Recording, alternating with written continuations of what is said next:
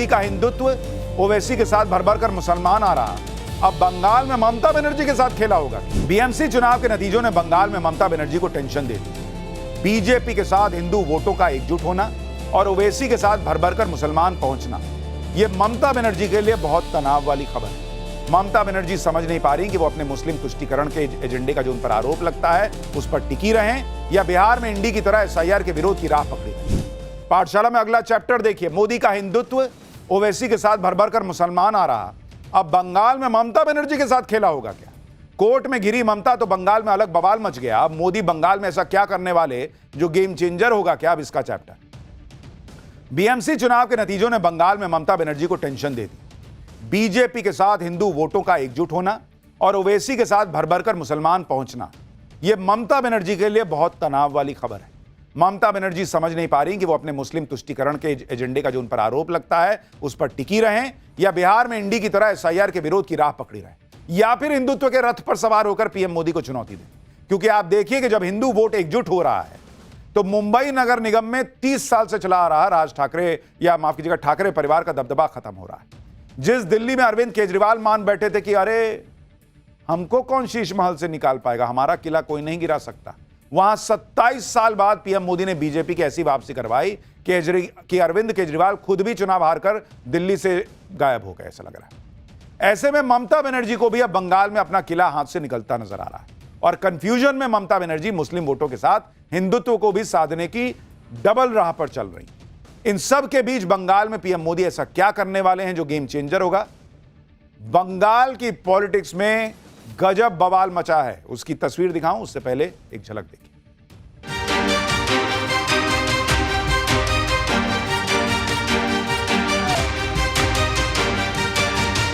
हर हर महादेव, रक्षा करो महादेव, हर हर महादेव, रक्षा करो महादेव।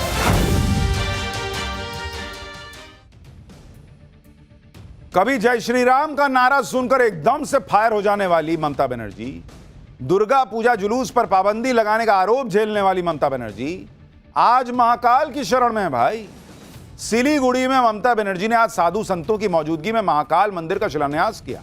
इसका नाम उज्जैन के श्री महाकालेश्वर ज्योतिर्लिंग के नाम पर रखा गया है। मंदिर के शिलान्यास के लिए पहुंची ममता बनर्जी ने महाकाल के जयकारे लगाए। सुनिए कितना कुछ बंगाल में बदलता दिखने लगा है। हर हर महादेव, रक्षा करो महादेव, हर हर महादेव, रक्षा करो महादेव, हर हर महाकाल, रक्षा करो महाकाल। रक्षा करो महाकाल कह रही हैं। किसकी रक्षा करने कह रही हैं? क्या अपनी पॉलिटिक्स खतरे में दिख रही है क्या? जिस तरह से ममता बनर्जी ट्रैक चेंज कर रही हैं उससे संकेत साफ है कि वो खुद मान चुकी हैं कि इस बार बंगाल में उनकी आर पार की लड़ाई है।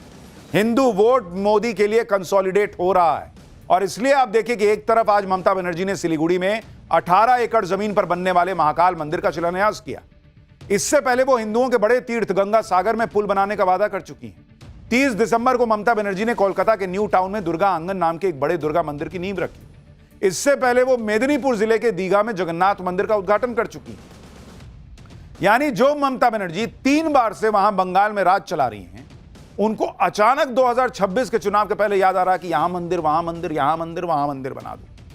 क्यों? चुनाव से पहले ही जिस तरह ममता बनर्जी बीजेपी के हिंदुत्व की पिच पर जाकर बैटिंग कर रही हैं, वो दरअसल ममता बनर्जी की मजबूरी भी है। क्योंकि बंगाल में बाबरी वाले मामले ने ममता बनर्जी के सारे समीकरण बिगाड़ कर रख दिए।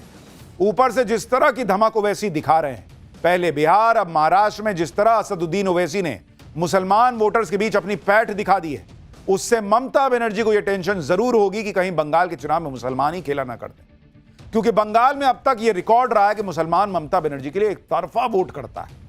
2019 के लोकसभा चुनाव और 2021 के विधानसभा चुनाव में यह साबित हुआ कि बंगाल में हिंदू वोट एकजुट होते दिख रहा है। बीजेपी का दावा है कि पिछले साल के लोकसभा चुनाव में उसे बंगाल में करीब 69% हिंदू वोट मिले।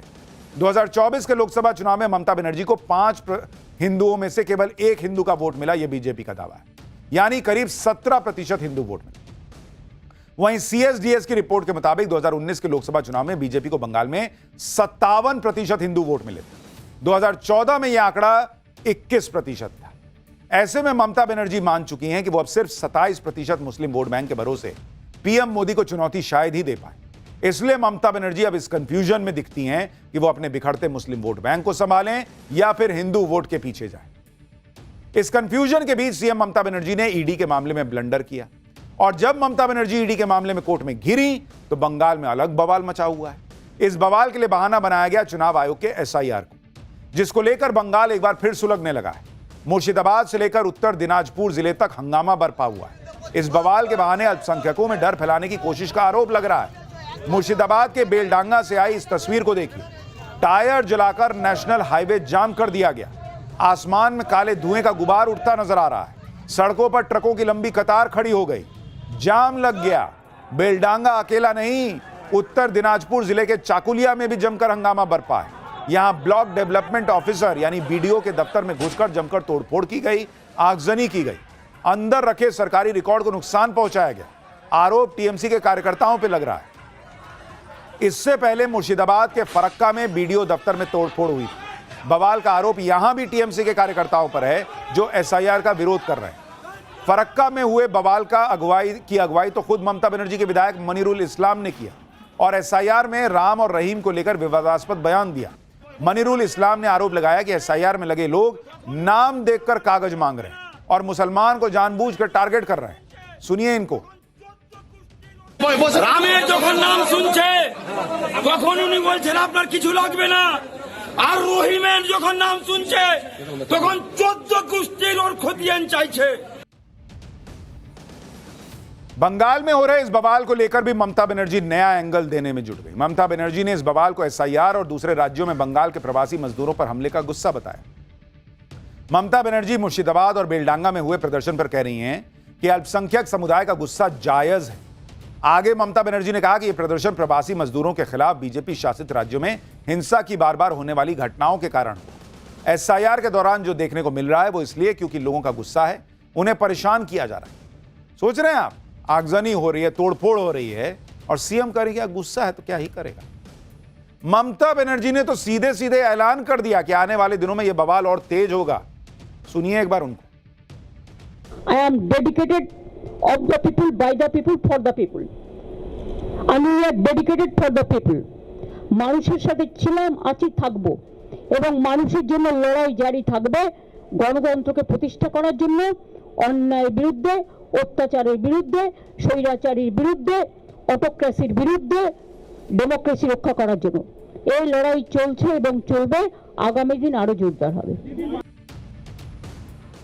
ममता बनर्जी जो भी कहें, जो भी करें, इस बार चर्चा पूरे जोर पर है कि ममता बनर्जी के लिए यह लड़ाई बंगाल की आसान नहीं रहने वाली। बीजेपी फुल जोर लगाए बैठी है और अब जिस तरीके से ओवैसी ने गति पकड़ ली है, चाहे बिहार में, चाहे अब महाराष्ट्र में, और जिस तरीके से वहां बाबरी बनवा रहे हैं हुमायूं कबीर और ओवैसी के साथ जाने की बातें कर रहे हैं, बंगाल का चुनाव बहुत बड़ा घमासान लेकर आने वाला है।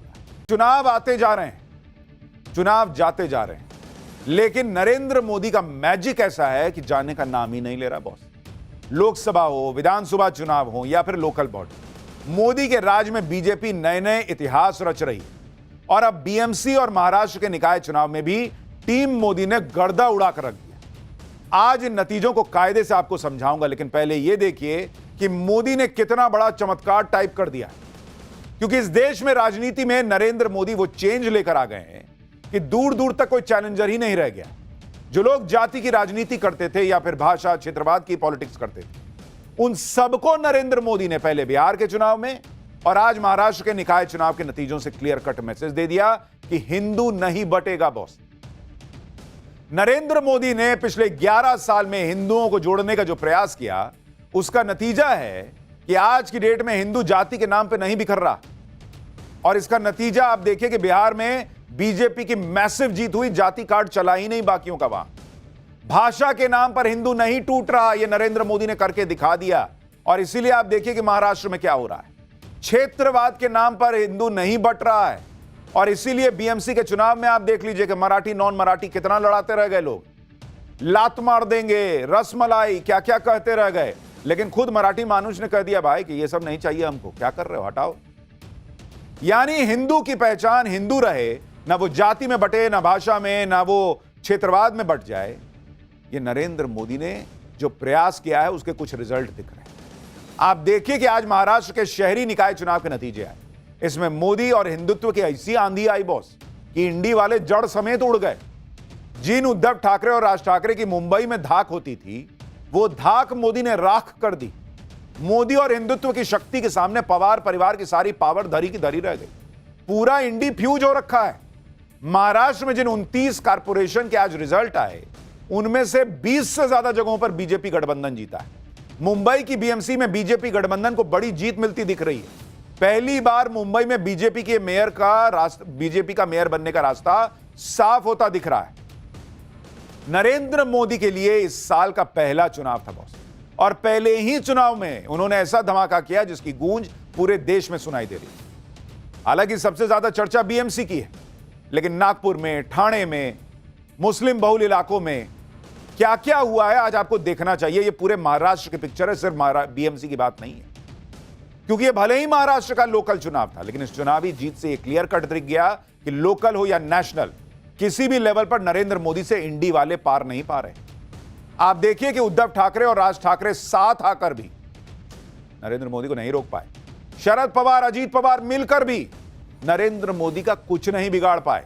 राहुल गांधी उद्धव ठाकरे से अलग लड़े, क्या कर लिया, फिर वही। मोदी के सामने वो भी कुछ नहीं कर पाए।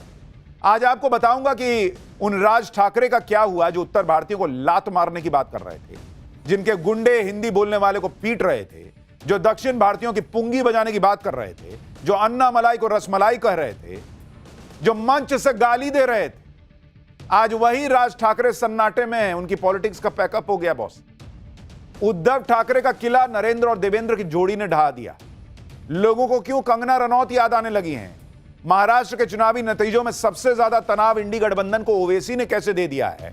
बिहार से लेकर महाराष्ट्र तक ओवैसी क्या कर रहे हैं, कांग्रेस कैसे हार के बहाने निकाल कर लाई है, क्या कुछ हुआ है, पूरी खबर देखिए। लेकिन पहले ट्रेलर तो देखिए।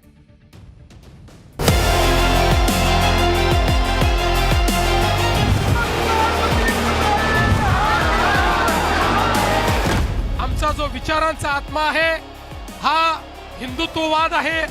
हिंदुत्ववादी आम्ही आहोतच।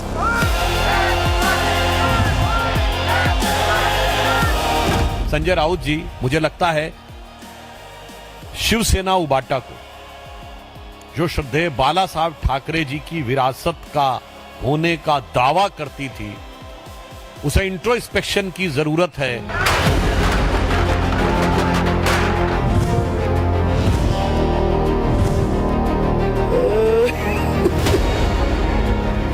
कहते हैं it was writing on the wall. Bharatiya Janata party और गठबंधन की जीत ये स्पष्ट दिख रही थी, दीवार पर लिखी।